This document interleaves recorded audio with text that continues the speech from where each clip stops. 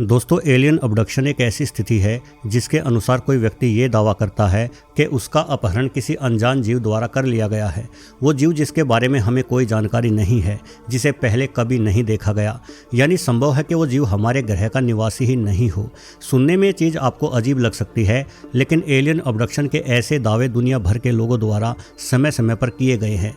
हो सकता है कि वो लोग झूठ बोल रहे हों, किंतु इनमें से कुछ लोगों के दावे इतने मजबूत भी है कि उन्हें वैज्ञानिकों द्वारा भी झुठला पाना मुश्किल रहा है। तो चलिए आज की इस रोचक वीडियो को आगे बढ़ाते हैं और एलियन अबडक्शन की 2 सबसे अनोखी घटनाओं के बारे में जानते हैं।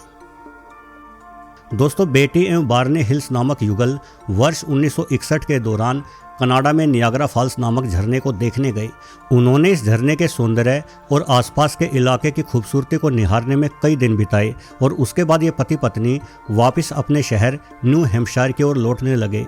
नियाग्रा फॉल्स के आसपास ही रहते हुए बेटी ने कई बार रात को आसमान में एक अजीब सी रोशनी देखे जाने की बात अपने पति बार्ने को बताई थी, लेकिन बार्ने बेटी को बोल देता कि ये उसका वहम है। जिस समय पति पत्नी तेजी से अपनी गाड़ी को भगाए अपने शहर की ओर लौट रहे थे, वो रात का समय था। अचानक बेटी ने बार्ने को बोला कि जो रोशनी उसे नियाग्रा फॉल्स पर दिखाई दी थी, वही रोशनी उनकी गाड़ी का पीछा कर रही है। ऐसे में बार्ने हंसकर बोले कि ये वहम तुम्हें इसलिए हो रहा है क्योंकि तुम थक गई हो। हम सिर्फ 2 घंटों में ही अपने घर पहुंच जाएंगे, उसके बाद तुम आराम से बिस्तर पर लेटकर सो जाना। लेकिन तभी वो अजीब सी रोशनी उनकी गाड़ी के सामने ही आ गई।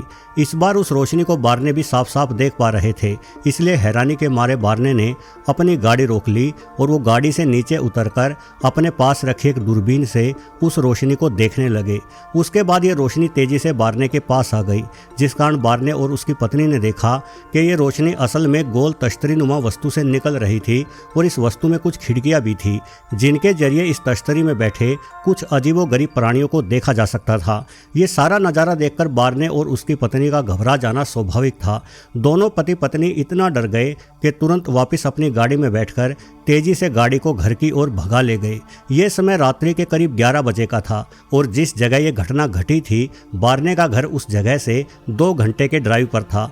यानी बार्ने और उसकी पत्नी को करीब 1 बजे तक ही घर पहुंच जाना चाहिए था, किंतु जब वो लोग घर पहुंचे तो उन्होंने पाया कि सूर्य उदय होना शुरू हो चुका है।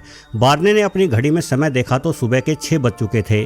ऐसे में बार्ने और उनकी पत्नी हैरान हो गए कि आखिर उन्हें घर पहुंचने में 7 घंटों का लंबा समय कैसे लग गया, जबकि मारे डर के बार्ने बेहद तेज गति से गाड़ी को भगा कर लाए थे।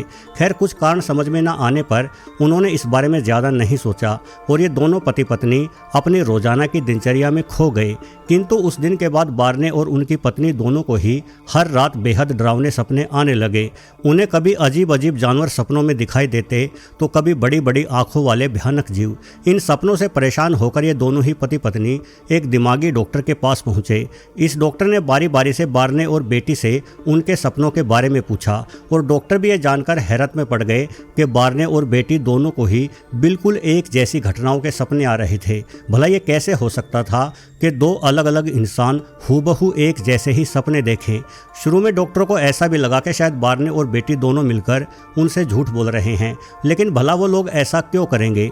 क्यों कोई व्यक्ति डॉक्टर के पास जाएगा, डॉक्टर की महंगी फीस भरेगा और उस डॉक्टर को अपने झूठे सपने सुनाएगा?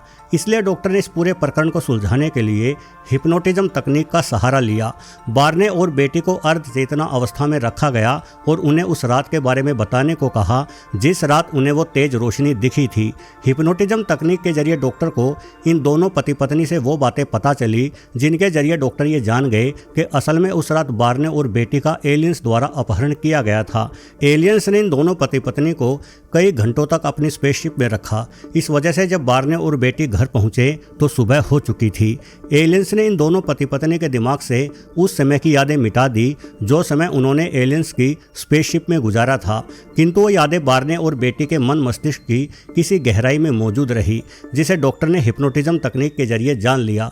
अर्ध चेतना की अवस्था में बार्ने और बेटी ने डॉक्टर को यह भी बताया कि वो एलियंस बिना बालों वाले प्राणी थे और उनकी त्वचा हरे रंग की थी। साथ ही उन एलियंस ने इन दोनों पति पत्नी के शरीर पर कई तरह के प्रयोग भी किए थे। उनके बालों, नाखून एवं खून के सैंपल लिए गए। बेटी हिल्स का तो यह भी कहना था कि उन एलियंस में से एक बाकियों को ऑर्डर दे रहा था। शायद वो उन सबका बॉस था और उसका व्यवहार बेहद ही अच्छा था। उसने बेटी को अपना वो तारामंडल भी दिखाया जिस तारामंडल से वो एलियंस पृथ्वी पर आए थे। बेटी की बातों के ही आधार पर डॉक्टर ने उस तारामंडल का एक चित्र भी बनाया और बाद में उस चित्र को अपने अंतरिक्ष विज्ञान के बारे में जानकारी रखने वाले कुछ दोस्तों को दिखाया। सभी लोगों का कहना था कि ऐसा कोई तारामंडल हमारी आकाशगंगा में मौजूद नहीं है, इसलिए बेटी झूठ बोल रही है। उस समय बेटी का इलाज कर रहे डॉक्टर को भी ऐसा ही लगा कि शायद बेटी किसी प्रकार के वहम का शिकार हो चुकी है।